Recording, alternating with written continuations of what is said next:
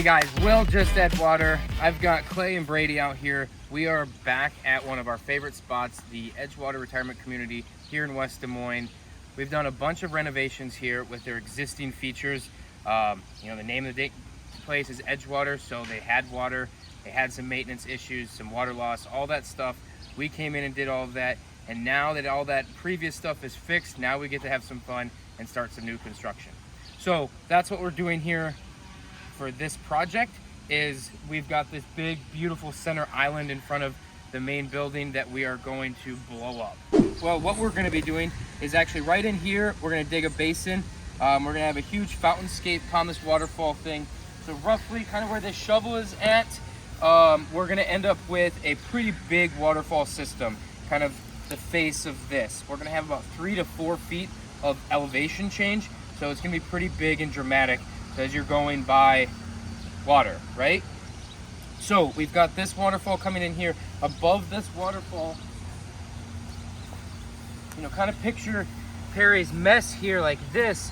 We're going to do a bunch of these basalt columns that we've used in various systems. Behind me, the difference is instead of being a water bottle size, we're going to be 7 feet tall.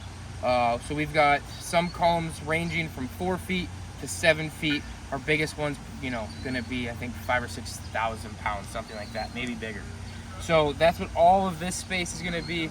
Huge collection area, pretty neat pooling section with these awesome columns. So the other thing is on the back side of this, we're going to call it backside, off the edges, kind of here, we're going to have waterfalls aimed back at the building on both sides. And then we're going to have small streams that are going to wrap around this upper plateau pooling area. So we're gonna have water spilling off the front, water spilling off the sides. This is really that main kind of entrance, check me out, wow factor. Unprofessional. It'd be amazing if these guys could do anything by themselves other than bother me. So we're gonna have that. We got this main wow factor, water kind of everywhere, almost a full 360 degrees with the, with the columns, it definitely is.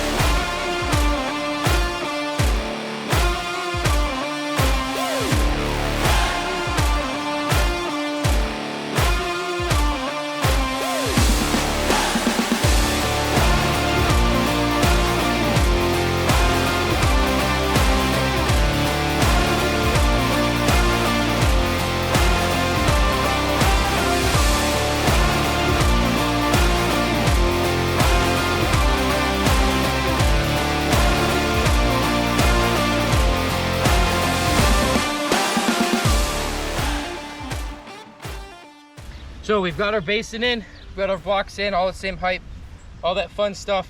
Now we've pulled the liner and the fabric back and we're gonna start compaction.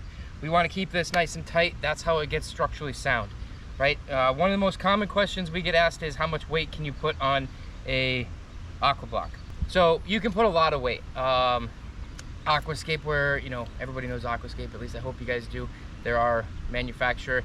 They've got like parts of their parking lot that they drive semis and stuff on it. It's all about how you build it and whatnot. So you can actually build permeable patios out of these stuff, put your egg, your pavers, all that stuff on top of it, but it's got to be tight, right? So once we get this all tight and in on itself and we get all the weeble wobbles out of everything, it's much stronger.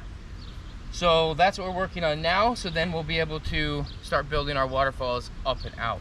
Right now, we just got to finish by backfilling this, keeping everything tight, keeping everything level, making sure everything's strong so we're set up for success.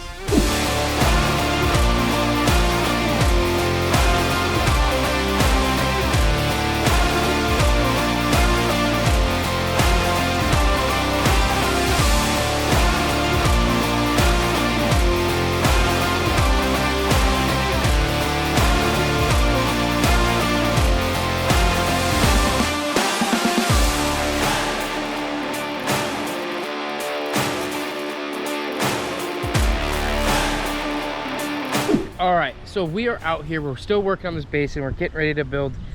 Should I quit picking with my face? So we've got our basin installed and now we're working on going up. So from this front part, since we're on that center island, obviously the driveway wraps around us. So we've got 3 main viewing angles. We want one head on because they've got this really awesome walking path across the entire property. And then we want one from down this street and down this street. So it's similar to like a 55-mile-an-hour landscape, you know, where going 55 miles an hour, you want to be able to see it. Now, we don't go 55 on this road. I think speed limit's like 25, but we still want it to be a wow factor. So we've got where Clay's cup is at. Let's see if I can see it. Whoop, there, we're coming down. This one at a different height, we're coming here. So from this angle, we've got that one spilling this way at that different height. So then tucked back in there, we'll get another drop coming from that stream. And then as we walk by, we've got the big 30-inch drop.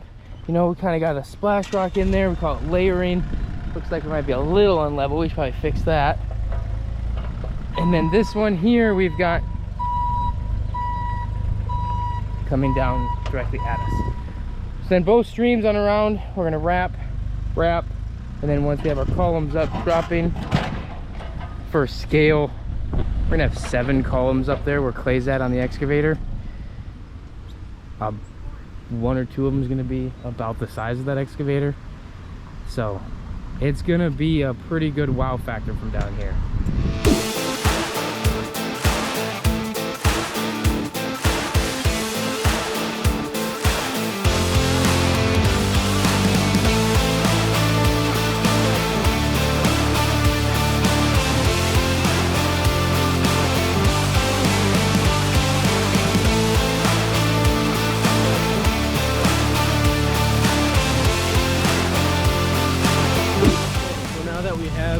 All of the waterfalls built and in place down in the basin. What Will is currently doing up in the machine is backfilling the waterfalls, so that way we have a shelf that we can build on top of for our next set of waterfalls.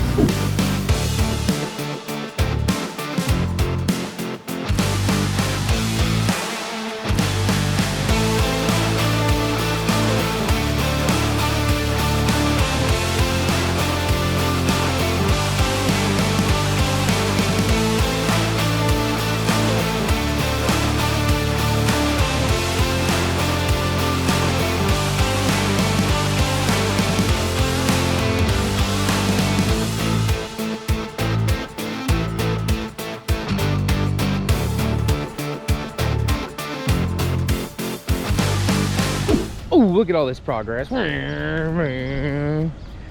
All right, so we've got Perry's stream over there.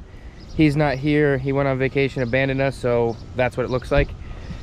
Oh, Connor did some work here yesterday. We got an additional waterfall into there. A big guy. Water's gonna drop there, and kind of all over the place.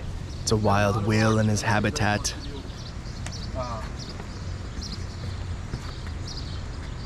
I don't know what you want me to say, Ray. This is just basic. You can go. So we're at the top of our fountain now. So we're getting ready to drop our final flop in. You can kind of see our roughly painted out circles that I'm standing on. So these circles are kind of going to indicate our splash radius. So we've got one stream like 90% done, this stream about 60% done, just because of our access that we're going to need to set our huge columns. So up in here, what we're going to do is we're going to flop this in. The general rule of thumb for fountains is for every 1 foot of elevation, you need to go at least 1 foot out in 360 degrees. So our tallest fountain right now, we have 2 of them actually. Those columns are 7 feet. We're actually going to go about 8.5, 9 feet in both ways. A little extra splash because we're up so high, wind, all that stuff. So we're basically going to dig this like a kind of a small weird pond. We're going to have our top little shelf area. It's going to be about 4 to 6 inches below water level, so we're going to get some nice splash, and then we'll be able to build on top of that, create more of an amoeba shape and not just a perfect circle. And then inside that lower 14-foot circle is where we're going to set all of our stones, be able to have access to plumb them, do all that, set them in. We'll backfill around them so they can't move.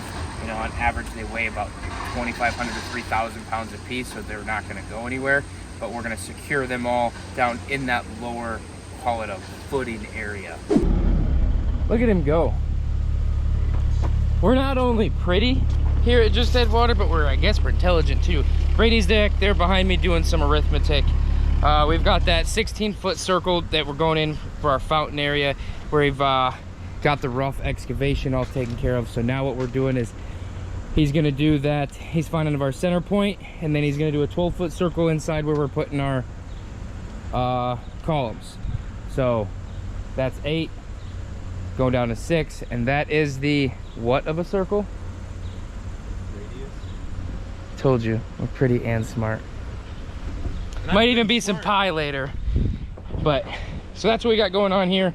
Get this going, then we're gonna fill it up with a bunch of base, hit it with the tamper or the compactor, that kind of stuff, so we have that good sturdy foundation for these guys here.